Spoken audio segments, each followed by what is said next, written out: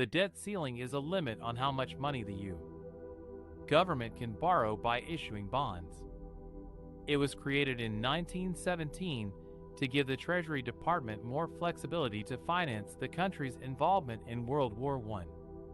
Since then, Congress has raised or suspended the debt ceiling 78 times to avoid defaulting on its obligations. But why does the U.S. government need to borrow money in the first place? The answer is that it spends more than it collects in taxes. This is called a budget deficit, and it adds up over time to form the national debt. The national debt is currently over $31 trillion, which is about 140% of the U.S. gross domestic product (GDP). The debt ceiling is supposed to ensure fiscal responsibility by preventing excessive borrowing. However, some critics argue that it is unnecessary and unconstitutional because Congress already approves spending and revenue bills that determine the size of the deficit and the debt. They also point out that most other democratic countries do not have a debt ceiling. So what happens if Congress fails to raise or suspend the debt ceiling before it is reached? The Treasury Department would have to use extraordinary measures to pay the government's bills, such as delaying payments, selling assets, or borrowing from other accounts.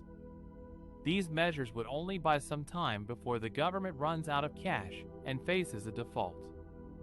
A default would mean that the U.S.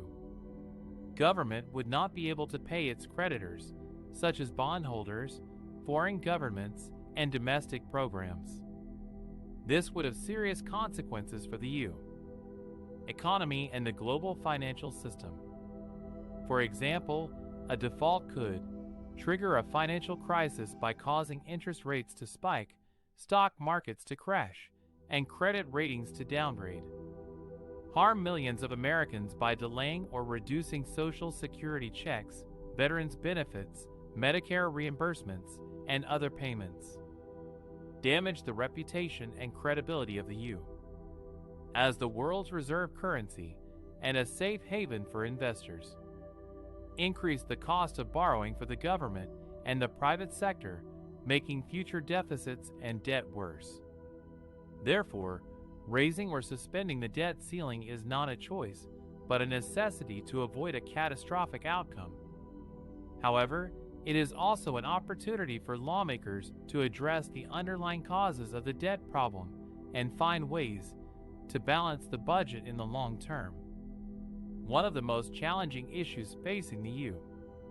government is how to deal with the debt ceiling, which is the legal limit on how much the federal government can borrow to pay its bills. If Congress does not raise the debt ceiling before it is reached, the U.S.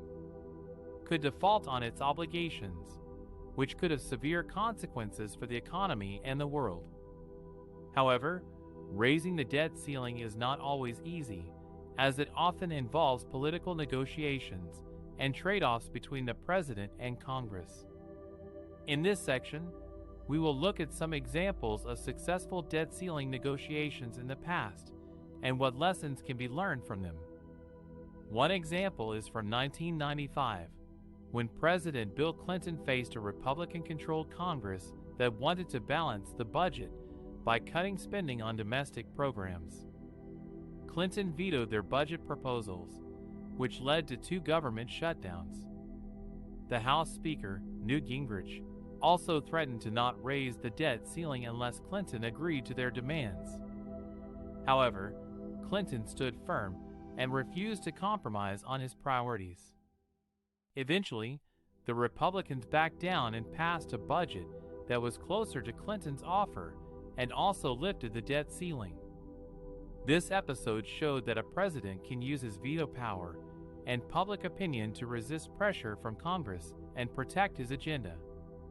Another example is from 2011, when President Barack Obama faced a similar situation with a Republican-controlled House that demanded spending cuts in exchange for raising the debt ceiling. Obama agreed to sign the Budget Control Act, which imposed spending caps on discretionary spending for 10 years. However, he also insisted on including a mechanism that would trigger automatic across-the-board cuts, known as sequestration, if a bipartisan committee failed to agree on further deficit reduction measures. The committee did fail, and sequestration took effect in 2013, affecting both defense and non-defense programs.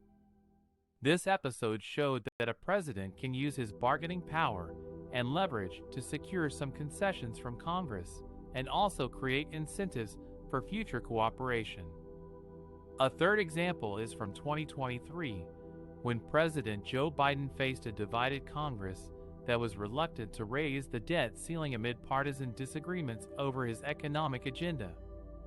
Biden invited the congressional leaders from both parties to meet with him at the White House and urged them to work together to avoid a default. He also reached out to his former colleague and friend, Senate Minority Leader Mitch McConnell, who had a long history of engagement in negotiations with Biden, including on the debt ceiling. After several days of talks, they reached a deal that raised the debt ceiling until December 2023 and also included some provisions to address infrastructure spending and tax reform. This episode showed that a president can use his personal relationships and experience to build trust and consensus with Congress and also address other policy issues. These examples illustrate some of the strategies and skills that are needed for successful debt ceiling negotiations: veto power, public opinion, bargaining power, leverage, incentives, personal relationships, and experience. By applying these tools wisely and effectively, a president can avoid a default crisis and also advance his or her policy goals.